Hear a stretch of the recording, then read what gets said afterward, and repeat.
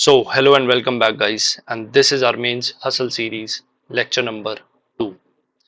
तो यार इस लेक्चर से हम कुछ चेंजेस रखेंगे। जो फर्स्ट लेक्चर में हमने किया था कि 15 क्वेश्चंस के बाद हम एक एडवांस्ड मैथ्स का कॉन्सेप्ट पढ़ रहे थे, उसको ना करके अब हम क्या करेंगे कि जो 15 क्वेश्चंस हम करेंगे उसी में जितने भी कॉन्सेप्ट आते रहेंगे हम उनको साथ साथ रिवाइज करेंगे। इससे क्या है, आपके कॉन्सेप्ट जल्दी जल्दी रिवाइज होते रहेंगे, क्वेश्चन के साथ आप को रिलेट कर पाओगे उन चीज़ों को। और I think this would be a more holistic approach, है ना।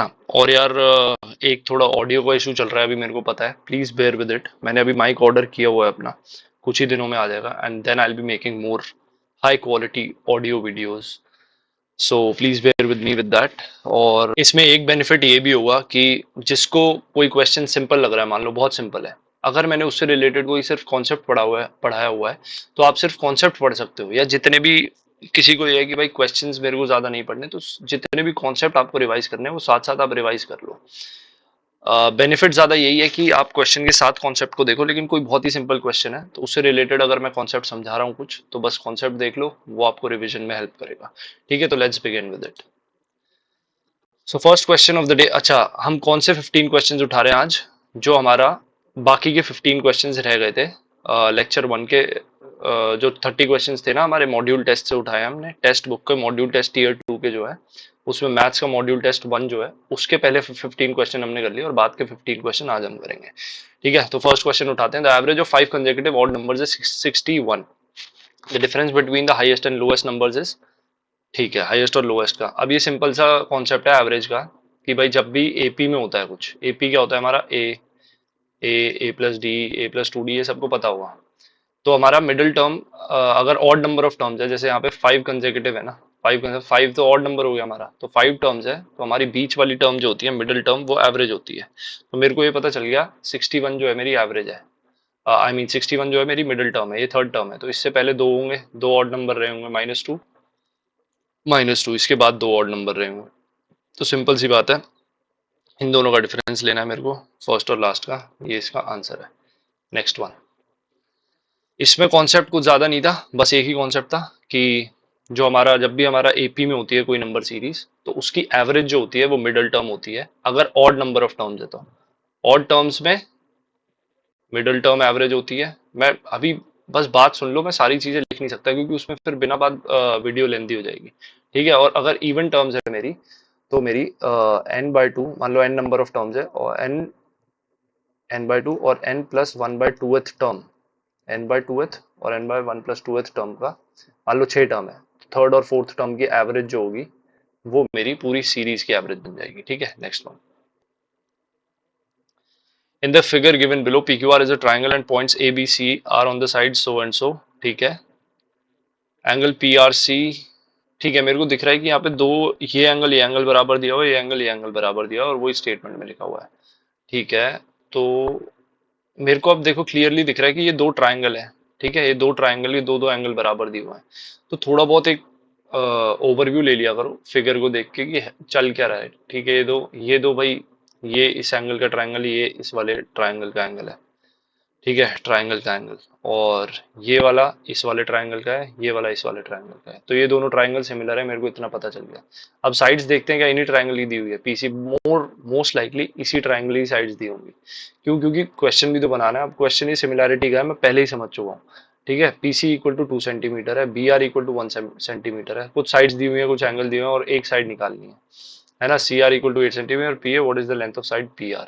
तो मेरे को इस वाली साइड को पूरा ना देके इन्होंने PA दिया हुआ है और PR की लेंथ पूछी है, तो मैं AR अगर निकाल लूँ इस ट्राइंगल से और PA उसमें ऐड हो जाएगा। ठीक है, तो देखते हैं एक बारी, सिमिलर करके देखते हैं इन्हें। ट्राइंगल PRC ले लो यहाँ पे। PRC किससे सिमिलर है? ये समझाने में टाइम लग रहा है, लेकिन एक्चुअली में बहुत जल्दी होता है ये क्वेश्चन। अगर तुमने फिगर समझ लिया और क्वेश्चन तुम समझ गए हो कि हाँ ये सिमिलैरिटी से रिलेटेड है या कुछ है, ठीक है, तो थोड़ा बहुत एक ओवरव्यू ले लिया करो फिगर का कि क्या चल रहा है क्वेश्चन में। ठीक है, करते हैं। PRC जो है हमारा, PRC, अब P से रिलेटेड B है मेरा, और इसमें P से B हो गया, और R से रिलेटेड कौन सा है मेरा, A, तो BAR। ठीक है, मेरा क्या क्या दिया हुआ है, PC दिया हुआ है, ये मेरा कितना दिया हुआ है, 2, तो BR मेरा कितना दिया हुआ है, 1। ठीक है, तो दोनों ट्राइंगल का मेरे को रेशियो पता चल गया, 2:1 के रेशियो में है। ठीक है, CR मेरा दिया हुआ है कितना 8, तो मैं क्या निकाल लूंगा इससे, ए आर निकल जाएगा, और ए आर ही निकालना है, पी ए तो दिया हुआ है, तो टोटल पी आर की लेंथ आ जाएगी। ये 2:1 में है, तो 2 की वैल्यू 8 है, तो 1 की वैल्यू 4 हो जाएगी, ये 4 हो गया, ये 2.5 दिया हुआ है, तो ये 6.5 आंसर हो जाएगा। अच्छा, इसका फोर्थ ऑप्शन मिटा हुआ है, कोई बात नहीं, हमारा आंसर आ गया 6.5। सिंपल क्वेश्चन था, सिमिलैरिटी का था। थोड़ा बहुत इनमें हल्का सा टाइम लगता है आपको क्वेश्चन पढ़ने में और देखने में, कोई बात नहीं, आराम से पढ़ो, आराम से टाइम लो, और बहुत इजीली क्वेश्चन हो जाते हैं। ज्योमेट्री के बहुत आसान क्वेश्चन होते हैं एक्चुअली में। वो बस क्या होता है, स्टेटमेंट होती है, पढ़ने में थोड़ा टाइम लगता है, तो बच्चे काफी मैंने देखा है कि स्किप कर देते हैं, जबकि स्किप करने की कोई जरूरत नहीं होती है ऐसे क्वेश्चन को। ठीक है, नेक्स्ट करते हैं। ये तो आई थिंक करवाने की जरूरत भी नहीं होगी, ये कर लेना यार, सिंपल सा क्वेश्चन है।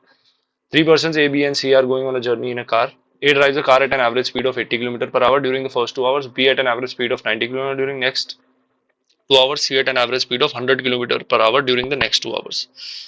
They reach their destination exactly after 6 hours. Find their average speed in kilometer per hour. Simple, बहुत सिंपल क्वेश्चन है। मैं इस पढ़ते ही आंसर दे दूंगा, लेकिन मैं तुम्हें बता देता हूँ एक बार, जब टाइम कांस्टेंट है ना तीनों का, वो 80 पे भी 2 घंटे चला, 90 पे भी 2 घंटे चला, और 100 पे भी 2 घंटे चला।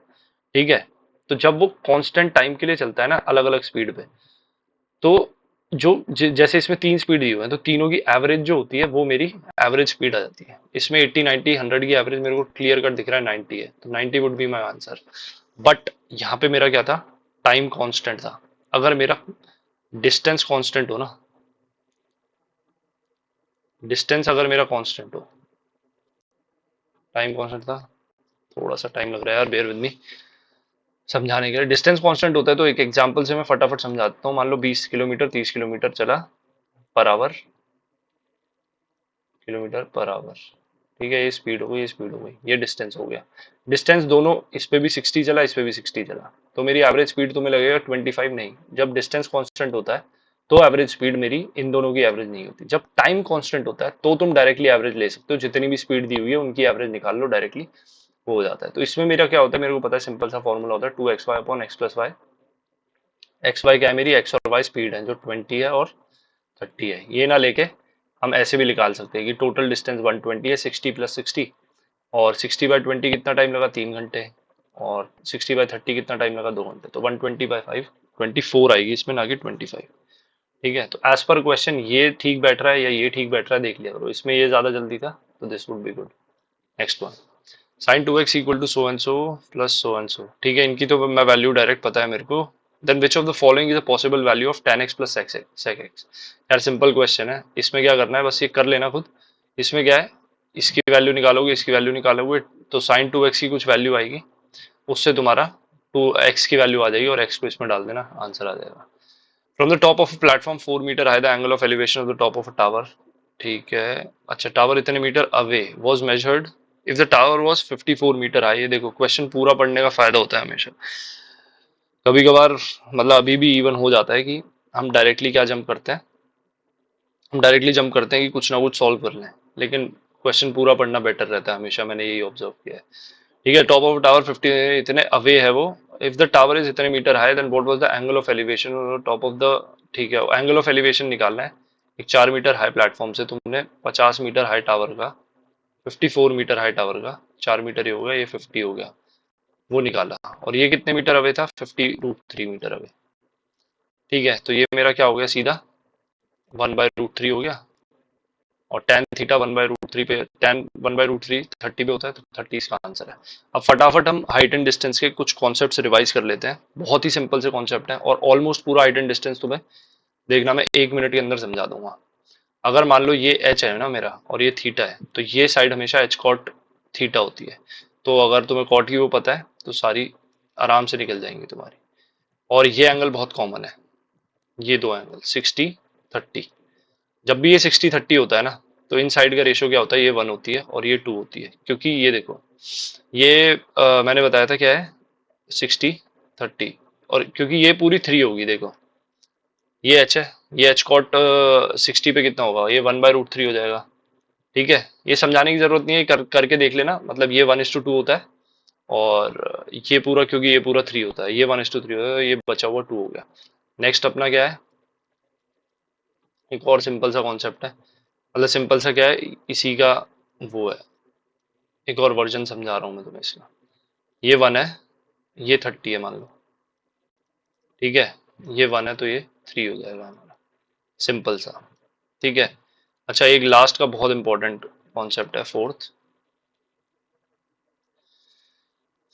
कि मान लो ये हमारा एच है, ठीक है, ये एंगल मेरा अल्फा है और ये एंगल मेरा बीटा है और ये मेरा ए है और ये पूरा मेरा बी है, तो एच मेरा हो जाएगा, सॉरी, और कंडीशन क्या दी हुई है मेरे को कि अल्फा प्लस बीटा 90 डिग्री है, से अल्फा 60-30 भी हो सकता है, अल्फा 15-75 भी हो सकता है, 50-40 कुछ भी हो, अगर सम इनका 90 डिग्री है ना, तो एच की वैल्यू याद रखना, डायरेक्ट क्वेश्चन आता है, इससे बहुत बारी देखने को मिलेगा आपको, एच की वैल्यू रूट ए बी हो जाती है डायरेक्टली, ठीक है, और ऐसे ही पूछता है वो कि एच की वैल्यू बता दो, ठीक है। नेक्स्ट क्वेश्चन, अब ये आ गया हमारा ग्रुप्ड फ्रीक्वेंसी डिस्ट्रीब्यूशन टेबल है। 100 surnames are selected at random from a local telephone directory and the frequency distribution of the number of letters from the English alphabet in the surnames is obtained as follows। ठीक है, number of letters दिए हुए हैं मुझे surname में 1 से 4, ये और नंबर ऑफ सरनेम्स कितने हैं उसमें, ठीक है, तो ये लोग हैं इतने 6 लोग, इसमें इतने सरनेम्स हैं। अब मेरे को निकालना है find the number of letters in surnames, ठीक है।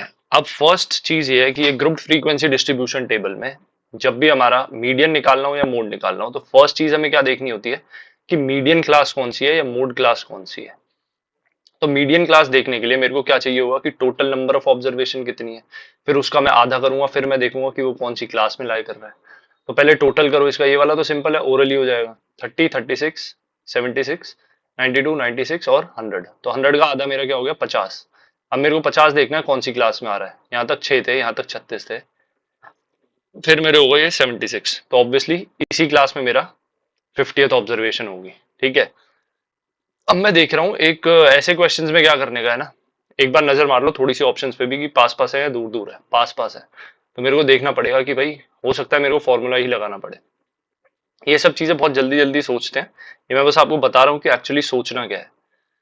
तो सबसे पहले तो मीडियन क्लास निकालनी है और फिर देखना है कि ऑप्शंस में डायरेक्ट मीडियन क्लास में तो नहीं आ रहा है इकलौता ऑप्शन, तो इकलौता तो नहीं है, सारे ऑप्शन मीडियन क्लास से ही है। तो अब मेरे को ये देखना है कि वो फर्स्ट हाफ में लाई करेगा या सेकंड हाफ में लाई करेगा। ये कैसे देखूंगा, ये देखो, यहाँ तक जो है ना हमारे, यहाँ तक 36 ऑब्जर्वेशन है, इसके बाद टोटल हो गए मेरे 76 ऑब्जर्वेशन। तो अब जो 50th ऑब्जर्वेशन है, इनके इनका गैप कितना है 40, और जो 50th ऑब्जर्वेशन है वो किसके पास में है, 36 के ज्यादा पास है या 76 के, तो 36 के मेरी ज्यादा पास है, क्योंकि यहाँ तक 14 ही है, इसके बाद 26 और है, तो ऑब्वियस सी बात है कि मेरा फर्स्ट हाफ में लाई करेगा जो मीडियन होगा। फर्स्ट हाफ बोले तो 7 से 8.5 के बीच में। अब मैं देख रहा हूँ सारी वैल्यूज ही 7 से 8.5 के बीच में और क्लोज क्लोज है, ठीक है, तो इस केस में मेरे पास कोई ऑप्शन नहीं बचता but to apply the median formula for group frequency. बहुत सिंपल सा फॉर्मूला है, बस आपको रटा हुआ होना चाहिए। वो क्या होता है हमारा ग्रुप फ्रीक्वेंसी में मीडियन की value, lower limit of median class जो कि है 7 प्लस n/2, n मेरा होता है टोटल नंबर ऑफ ऑब्जर्वेशन जो कि है मेरी 100 इस केस में, माइनस क्यूमुलेटिव फ्रीक्वेंसी, किसकी क्यूमुलेटिव फ्रीक्वेंसी, इससे पहले तक क्यूमुलेटिव फ्रीक्वेंसी मतलब इससे पहले तक टोटल कितनी ऑब्जर्वेशन हो गई थी मीडियन क्लास से पहले, हमारी कितनी हो गई है ऑब्जर्वेशन, 6 और 36 हो गई है, ठीक है। ये थोड़ा एक्सप्लेन करने में टाइम लग रहा है, बहुत जल्दी जल्दी होता है ये, ठीक है। अपॉन क्या होगा मेरा, अपॉन में होगा frequency, sorry, frequency of median class की फ्रीक्वेंसी क्या है मेरी 40 है, ठीक है, इनटू क्या होगा मेरा एच, एच क्या होता है मेरा, एच होता है मेरा गैप जो होता है ना हमारे क्लास का, मतलब lower limit upper limit of class minus lower limit. और यहाँ देखो ये कंटिन्यूएशन में, बहुत बार ये ध्यान एक बार क्वेश्चन रीड करने से पहले देख लिया करो थोड़ा, ये कंटिन्यूएशन में ना 4 की जगह कई कई बार 5 दे देगा, तो उसमें वो -0.5 प्लस 0.5 करना होता है हमें इक्वल करने के लिए, ठीक है। एच मेरा 3 है, तो अब बस वैल्यू डालनी है और फटाफट सॉल्व हो जाएगा ये, ठीक है। एल मेरा है 7, n/2 50, 50 माइनस सी 36 था यहाँ तक, वो 14 हो गया, फ्रीक्वेंसी मेरी इसकी 14 है, 40 है और ये 30 हो गया, तो 7 प्लस 42/40 जो कि मेरा हो गया ये 21/20 और 2.1/2 हो जाएगा, ये 2.1/2 हो गया 1.5, तो 7 प्लस 1.5 8.05 हो गया, ऑप्शन नंबर ए हो गया। अब हम इसी के साथ साथ मोड का भी फॉर्मूला रिवाइज कर लेते हैं, तो मोड का भी सेम कॉन्सेप्ट है, इसी में हम ले ही लेते हैं एग्जांपल। जैसे इस केस में मेरे को मोड आइडेंटिफाई करना है, मॉडल क्लास आइडेंटिफाई करूंगा सबसे पहले, मॉडल क्लास कौन सी होगी जिसमें सबसे ज्यादा फ्रीक्वेंसी है, फ्रीक्वेंसी इसमें है, तो वो मेरा मॉडल क्लास हो गई। अब मॉडल क्लास में मैं देखूंगा कि सेम जज करना है अगर मेरे को फर्स्ट हाफ में आएगी वैल्यू या सेकंड हाफ में आएगी वैल्यू। तो हम देखेंगे कि इससे पहले की फ्रीक्वेंसी ज्यादा है या इससे बाद की फ्रीक्वेंसी ज्यादा है। इससे पहले की फ्रीक्वेंसी ज्यादा है, 30 इज ग्रेटर देन 16, तो वो फर्स्ट हाफ में आएगी, पहले वाले हाफ में, ठीक है, क्योंकि उसी साइड पे ज्यादा वैल्यूज हैं।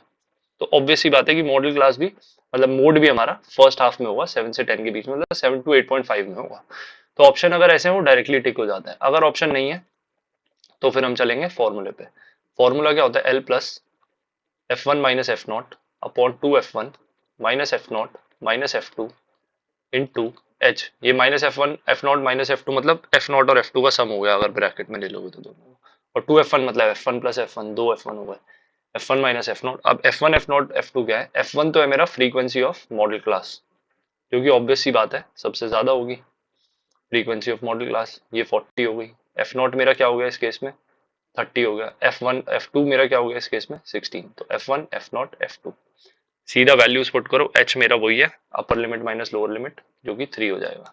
डायरेक्ट वैल्यू आएगी और डायरेक्ट आंसर आएगा। सिंपल सा है, बहुत स्कोरिंग सब्जेक्ट है और बहुत लोगों को क्योंकि फॉर्मूले याद नहीं रहते, तो इसमें एडवांटेज गेन करने का बहुत अच्छा ऑप्शन होता है हमारे पास।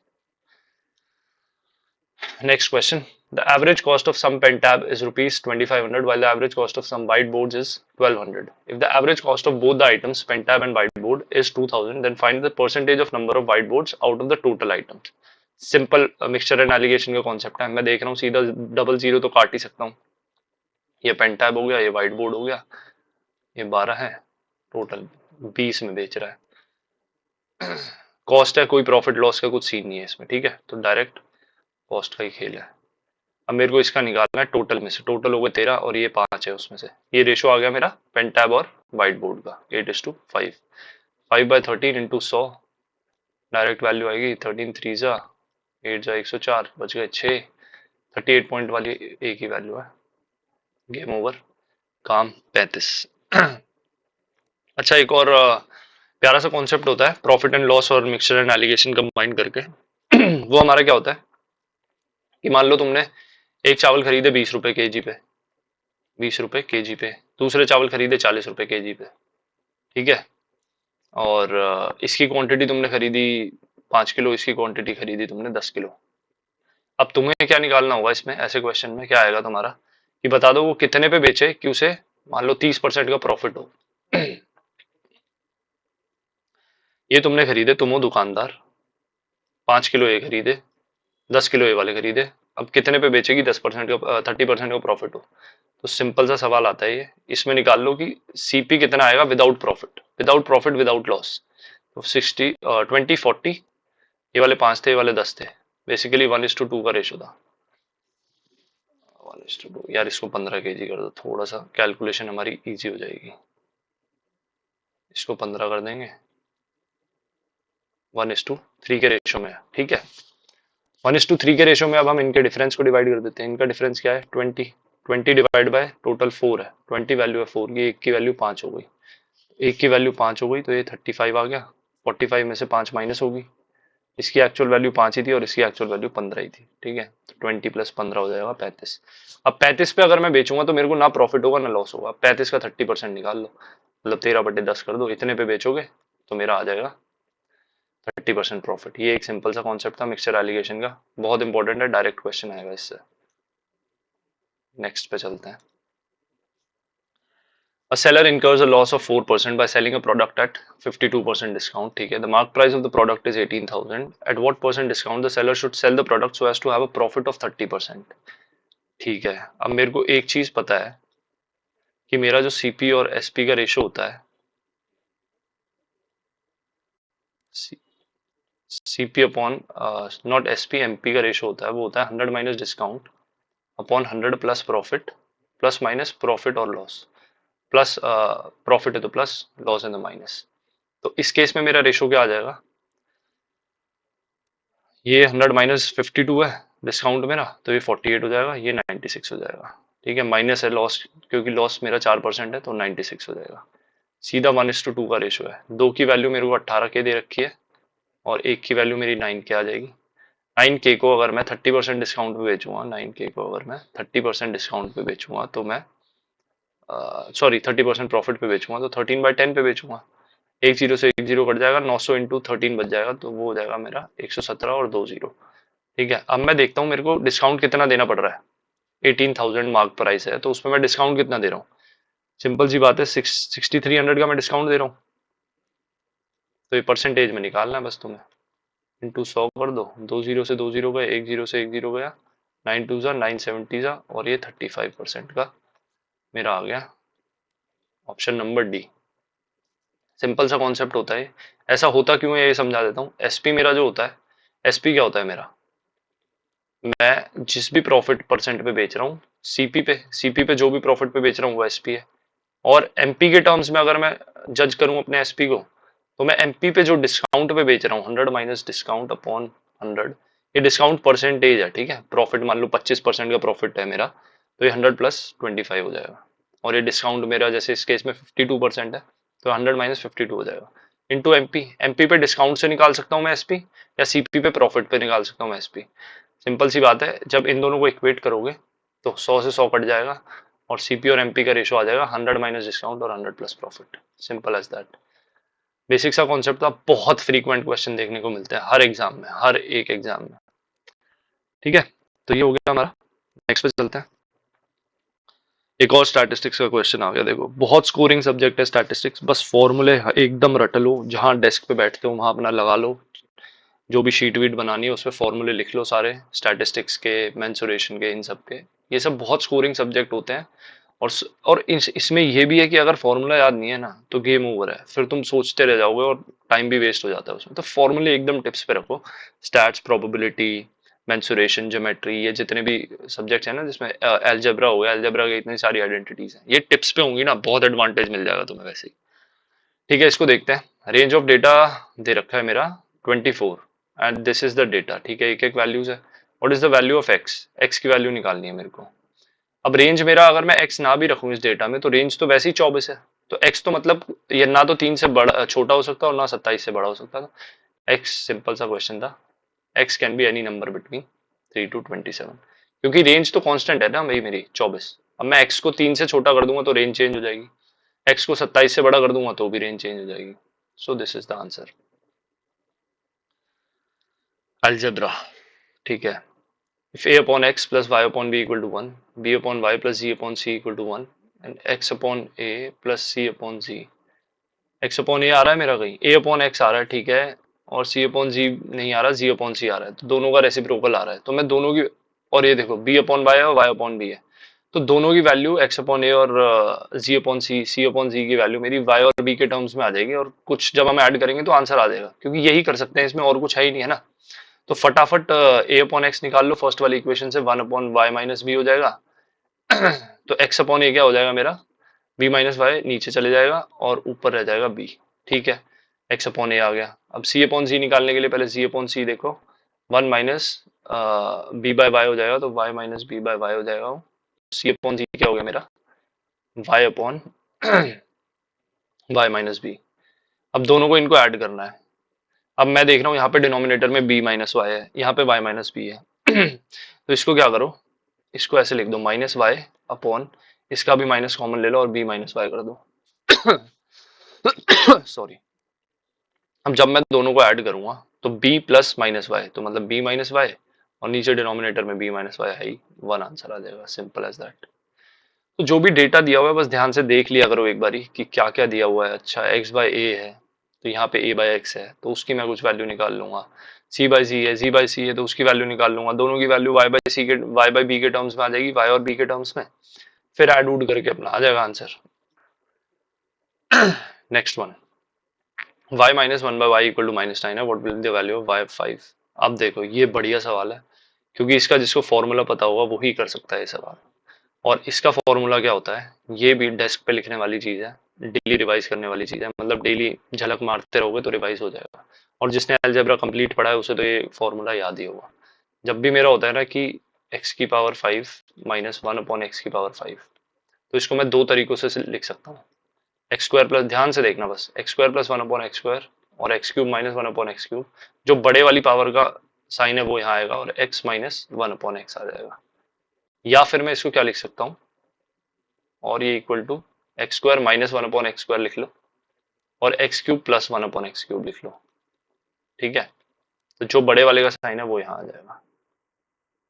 बहुत इंपॉर्टेंट फॉर्मूला है ये, एकदम टिप्स पे होना चाहिए तुम्हारी। ठीक है, तो ऐसे क्वेश्चन बहुत ज्यादा चांस है कि मेंस में देखने को मिल जाए।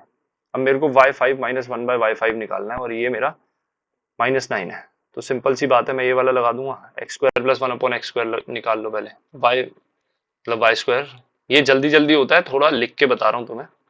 Y square plus 1 upon y square क्या आ जाएगा अपना, इन दोनों का स्क्वायर करो 81 और +2 हो जाता है जब भी माइनस वाले में से निकालते हैं, तो 83 तो ये हो गया।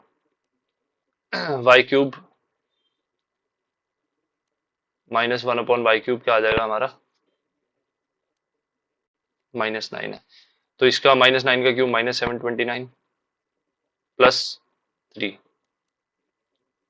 +3 इंटू, हाँ a माइनस बी भी होता है, ये हो जाएगा हमारा -9।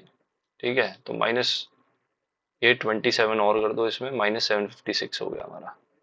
और y माइनस 1/y तो पता ही है मेरे को, तो सिंपल सी बात है, क्या करूंगा मैं इसमें, 83 इंटू -756 माइनस क्या था, -9, तो ये +9 हो जाएगा। अब एक बार डिजिट देख लो, लास्ट डिजिट क्या है, 9 दो में आ रही है, ठीक है, 2 में 9 आ रही है, 6 3 18, 18 प्लस 8 प्लस 9, नहीं ये माइनस में आएगा तो 8 माइनस 9, तो 18 में से 9 जाएगा तो 9 ही आएगी यूनिट डिजिट। तो अब यूनिट डिजिट 2 में 9 है, तो सॉल्व करके देख लेते हैं थोड़ा सा इसे। 7 8 जा मेरा 56 होता है, मेरे को पता है। ठीक है, तो 56 से ऊपर वैल्यू आएगी तो करना ही पड़ेगा ये थोड़ा सा मल्टीप्लाई। ठीक है, ऐसे क्वेश्चन में कोई नहीं, फटाफट मल्टीप्लाई करके देख लो, ये 18 हो गया, 15 48 63 64, हाँ 15 48 63 और 164 हो गया हमारा, 21 61 और 67 हो गया, और 56 और 6 62 हो गया माइनस में, और इसमें +9 कर दो। ठीक है, तो ये आंसर आ गया 62 वाला। ठीक है, सिंपल था, कंप्लीटली फॉर्मूला बेस्ड क्वेश्चन था। तो देख रहे हो अलजेब्रा के फॉर्मूलेस की कितनी इंपॉर्टेंस है। डायरेक्ट क्वेश्चन आते हैं से डायरेक्ट, और ये वाला बहुत इंपॉर्टेंट है, ये वाला फॉर्मूला। ठीक है, तो नेक्स्ट पे चलते हैं।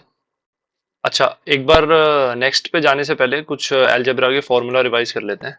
जैसे अभी हमारा था x की पावर 5 -1 अपॉन x की पावर 5, मैंने आपको करवा दिया। ऐसे ही एक x की पावर 5 प्लस 1 अपॉन x की पावर 5 का भी होता है। वो क्या होता है, x square plus 1 upon x square into x cube plus 1 upon x cube, और माइनस में x प्लस 1 अपॉन एक्स।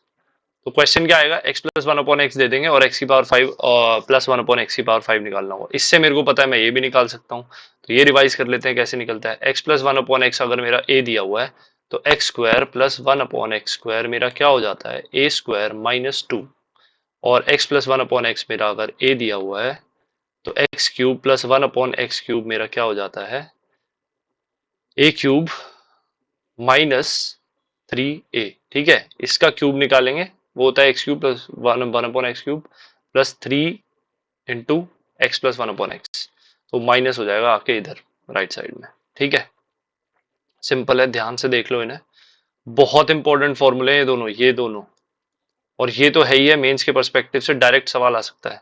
तो पहले तो ये भी पता होना चाहिए, ये भी पता होना चाहिए, मतलब ये दोनों फॉर्मूले पता होने चाहिए और फिर ये निकालेंगे। ऐसे ही जैसे हमने लास्ट वाले का देखा था अभी, उसमें इस वाले में हमने क्या निकाला था, x माइनस 1 अपॉन एक्स से y square plus 1 upon y square और x cube minus 1 upon x cube. तो ये भी लिख लेते हैं यहाँ पे कि जब मेरा third x minus 1 upon x अगर a है, तो x square plus 1 upon x square, पहली बात तो कैसे निकालूंगा, x square plus 1 upon x square में x प्लस 1 अपॉन एक्स से भी निकाल सकता हूँ और x माइनस 1 अपॉन एक्स से भी निकाल सकता हूँ। ये चीज नोट करने वाली है, ठीक है, ध्यान देना इसमें। बट इस केस में a स्क्वायर प्लस 2 हो जाएगा, क्योंकि इसमें इसका जब मैं स्क्वायर करूंगा तो लेफ्ट हैंड साइड में -2a भी आता है, तो +2a भी हो जाता है राइट साइड में जाके, जो कि +2 हो गया, क्योंकि x into 1 upon x cut जाता है, तो सिर्फ +2 बच जाता है हमारा। ठीक है, और एक चीज मैंने क्या यूज करी थी लास्ट वाले में, x माइनस 1 अपॉन एक्स अगर मेरा a है, तो x cube minus 1 upon x cube मेरा क्या होगा, a क्यूब प्लस 3a। ठीक है, x प्लस 1 अपॉन एक्स से x cube plus 1 upon x cube निकालता हूं, तो a क्यूब में -3a करना होता है, और x minus one upon x से अगर मैं x cube minus one upon x cube निकालूंगा तो a क्यूब में प्लस थ्री ए होता है, क्योंकि इस साइड में लेफ्ट हैंड साइड में माइनस थ्री ए आता है तो वो राइट साइड में जाके प्लस होता है, इसमें लेफ्ट हैंड साइड में क्यूब करके प्लस थ्री ए आता है तो वो राइट साइड में जाके माइनस थ्री ए हो जाता है। ये चार इंपॉर्टेंट, इतने इंपॉर्टेंट फॉर्मूले हैं ना ये चार अलजेब्रा के, आप खुद देखोगे बहुत ज्यादा इंपॉर्टेंट है, मतलब मैं जितना कह लूं उतना कम। डायरेक्ट इन क्वेश्चंस पे से फॉर्मूला मतलब क्वेश्चन आते हैं, जैसे एक तो आपने पिछला देख ही लिया और एक ऐसा भी आ सकता है कि ये देखे ये निकालना है। तो ये बहुत अच्छा रिवीजन हो गया है हमारे इन टाइप के फॉर्मूलेज का, और ये भी एकदम ऐसी चीज है जो डेस्क पे होनी चाहिए आपके, एक शीट पे लिखी हुई सारे फॉर्मूले, और उनको आप एक दो दिन में देखते रहो देखते रहो देखते रहो, एकदम टिप्स पे हो जाएंगे, और साथ साथ जब प्रैक्टिस करते रहोगे मॉक्स लगाते रहोगे तो वैसे ही वो आपके टिप्स पे होंगे एकदम। ठीक है, और ये चीज नोट करने वाली है कि x plus one upon x से, जैसे मैं x plus one upon x से भी x square plus one upon x square निकाल सकता हूँ, और x minus one upon x से भी, लेकिन x plus one upon x से मैं x cube minus one upon x cube नहीं निकाल सकता, and similarly x minus one upon x से मैं x cube plus one upon x cube नहीं निकाल सकता। तो इसमें क्वेश्चन ऐसे ही आएगा और इसमें माइनस का ही आएगा। ठीक है, okay, now back to question 29। In the figure in triangle ABC, AD is perpendicular to BC, ठीक है, and A is the angle bisector, ठीक है, बहुत सिंपल सा कॉन्सेप्ट होता है इसका, and angle BAC of angle BAC, पूरे एंगल का बाइसेक्टर है ए, देख के ऐसा लगेगा कि इस एंगल का बाइसेक्टर है, लेकिन ये देखो क्वेश्चन में पढ़ो, एंगल BAC का बाइसेक्टर है एंगल ए। ठीक है, एंगल ABC मेरे को 82 दिया हुआ है, DAE मेरे को 21 दिया हुआ है। तो अब एक ज्योमेट्री का कॉन्सेप्ट सीधा सीधा बताता हूँ, कॉन्सेप्ट पढ़ते ही तुम्हें वो हो जाएगा कि हाँ यही है इसका आंसर, कि मतलब कैसे हुआ ये क्वेश्चन। ये मान लो मेरा एक ट्राइंगल है ABC, और ये उसकी एक ऑल्टीट्यूड है, और ये मान लो एंगल बाइसेक्टर है उसका। ठीक है, एंगल बाइसेक्टर बोले तो ये दोनों एंगल बराबर है, ये एंगल और ये एंगल बराबर है। ठीक है, एंगल बाइसेक्टर हो गया, ये डी मान लो, ये कुछ भी ई मान लो। अब ये वाला जो एंगल होता है ना मेरा थीटा, ये क्या होता है, theta equal to half of angle B minus angle C. Direct फॉर्मूले से क्वेश्चन आता है, डायरेक्ट, एक तो आपने देख ही लिया, SSC के एग्जाम्स में भी बहुत हाई चांसेस रहते हैं इस टाइप के क्वेश्चन आने के। अब एक और कॉन्सेप्ट बताता हूं मैं, ये तो इस क्वेश्चन का हो गया, एक और कॉन्सेप्ट होता है ऑल्टीट्यूड के साथ ही। ये तो मेरा एंगल बाइसेक्टर था ना, अगर मान लो ये मेरा ऑल्टीट्यूड हो गया, एक साइड परपेंडिकुलर बाइसेक्टर जब जहां मेरे मीट करते हैं वो सरकम सेंटर होता है, आपको पता होगा। ठीक है, यहां मान लो मीट कर रहे हैं, और इस लाइन को मैं अगर ज्वाइन कर लूं, ये मेरा सरकम सेंटर होता है, एस से डिनोट करते हैं हम यूजुअली से, ये कुछ भी लगा लो, ABC है। अब ये जो एंगल होंगे ना, ये एंगल और ये एंगल इस केस में,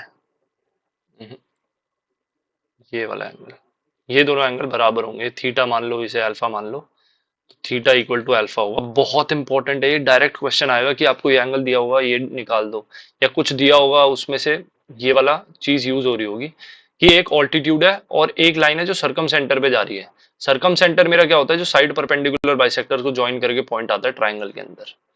ठीक है, एक दो कॉन्सेप्ट तो मैं और समझा देता हूँ कि जो सरकम सेंटर जब मेरा होता है ना यहाँ पे, यहीं पे चलो अलग से बता देता हूँ, ये मान लो मेरा साइड परपेंडिकुलर बाइसेक्टर यहाँ मीट कर रही है, तो सरकम सेंटर वाला जो पॉइंट होता है वो पहली बात तो तीनों वर्टिसेस से इक्वल होता है, तीनों वर्टिस से इक्वल डिस्टेंस पे होता है, और ये जो एंगल होता है ना, ये ट्वाइस ऑफ एंगल ए होता है, ट्वाइस ऑफ एंगल ए, ये वाला एंगल। और ऐसे ही थोड़ा सा यार फिगर, क्योंकि मेरे को जल्दी एक्सप्लेन करना है तुम्हें, तो फिगर पे थोड़ा ध्यान मत देना, बस कॉन्सेप्ट पे ध्यान दो। ये मान लो एंगल बाइसेक्टर है, यहाँ पे एंगल बाइसेक्टर सारे मीट कर रहे हैं, ये एंगल बाइसेक्टर हुए, ये एंगल इसके बराबर, ये एंगल इसके बराबर, और ये एंगल इसके बराबर है।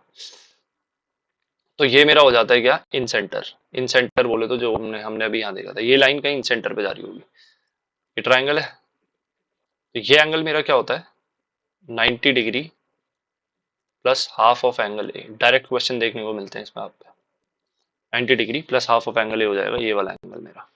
ठीक है, इसमें क्या होता है, ट्वाइस ऑफ ए, क्योंकि ये एक सर्कल बन रहा होता है, और ये जो लाइन होती है ना, ये डायमीटर, बेसिकली डायमीटर, मतलब सॉरी, ये जो कॉर्ड है BC, ये वो सर्कल वाली थ्योरम लग रही होती है हमारी, कि जो आर्क पे एंगल बनता है उसका डबल होता है सेंटर पे एंगल। ये सेंटर हो जाता है उस सर्कल का, और ये किस सर्कल का सेंटर होता है, ये इस सर्कल का सेंटर होता है जो तीनों साइड को टच कर रहा होता है। तो इसमें तो हमने देख लिया क्यों होता है, ये रेडियस हो जाता है ना फिर, इसीलिए वो सारी वर्टिसेस से बराबर डिस्टेंस पे होता है हमारा सर्कम सेंटर एक ट्राइंगल की। और जो इन सेंटर होता है वो हमारी क्या होता है, सारी साइड से बराबर डिस्टेंस पे होता है। ये सारी टेंजेंट है तो ये परपेंडिकुलर होंगी, ये परपेंडिकुलर हो गया, यहाँ से बराबर ये भी, और यहाँ से ये बराबर। ठीक है, तो इस सर्कल का रेडियस होता है हमारा, इसको हम बोलते हैं इन रेडियस, और इसके रेडियस को हम बोलते हैं सर्कम रेडियस। और एक चीज और रिवाइज कर लो कि इन रेडियस इक्विलेटरल ट्राइंगल में जो इन रेडियस होता है, इन रेडियस, उसकी वैल्यू क्या होती है, साइड अपॉन 2√3, और जो सर्कम रेडियस होता है मेरा, उसकी वैल्यू हो जाती है मेरी साइड अपॉन √3। ठीक है, तो ये कुछ इंपॉर्टेंट कॉन्सेप्ट्स हमारे रिवाइज हो गए हैं ज्योमेट्री के। ठीक है, तो इस क्वेश्चन में हमारा क्या हो जाएगा, एंगल BAC दिया हुआ है, ये एंगल दिया हुआ है, और ये इन सेंटर है, इन सेंटर पे जा रही है ये लाइन, मतलब एंगल बाइसेक्टर वाली लाइन है। तो मेरे को पता है ये एंगल की जो वैल्यू होती है वो half of this minus this होती है। तो half of this minus this की वैल्यू ये है, तो उसका डबल कर देंगे 42। 42 की वैल्यू जो होगी वो क्या होगी मेरी, 82 माइनस एंगल C। तो एंगल C क्या आ जाएगा मेरा, 82 minus 42, 40 degree. Option number 2 is the correct answer. Next question, a sum was put at simple interest at a certain rate for 4 years. Had it been put at 2% higher rate, it would have fetched rupees 400 more. देखो simple interest, नाम भी simple है, बहुत simple होता है। जितने साल के लिए है उसको रेट से मल्टीप्लाई कर दो। 4 साल के लिए मान लो 10% रेट है और 3 साल के लिए किया तो सीधा 30% तुम्हें मिलेगा, किसका, प्रिंसिपल का। तो अब यहाँ पे क्या है, उसने कितना खोया, 400 रुपए खो दिया, क्योंकि उसने 2% हायर रेट, 2% कम रेट पे, अगर 2% हायर पे करता और 4 साल के लिए तो 8% खोया ना उसने। 8% किस पे खोया, प्रिंसिपल पे। तो 400 की वैल्यू है, 8% की वैल्यू है 400, तो 100% पूरे प्रिंसिपल की वैल्यू क्या हो गई मेरी, 5,000 रुपए। Simple as that. So I think we are done for this one. या सारे हो गए ना, right. Okay guys, so we are done with lecture 2 of our mains hustle series, and I'll be back with lecture number 3 very soon. Till then, take care and see you later. Bye bye.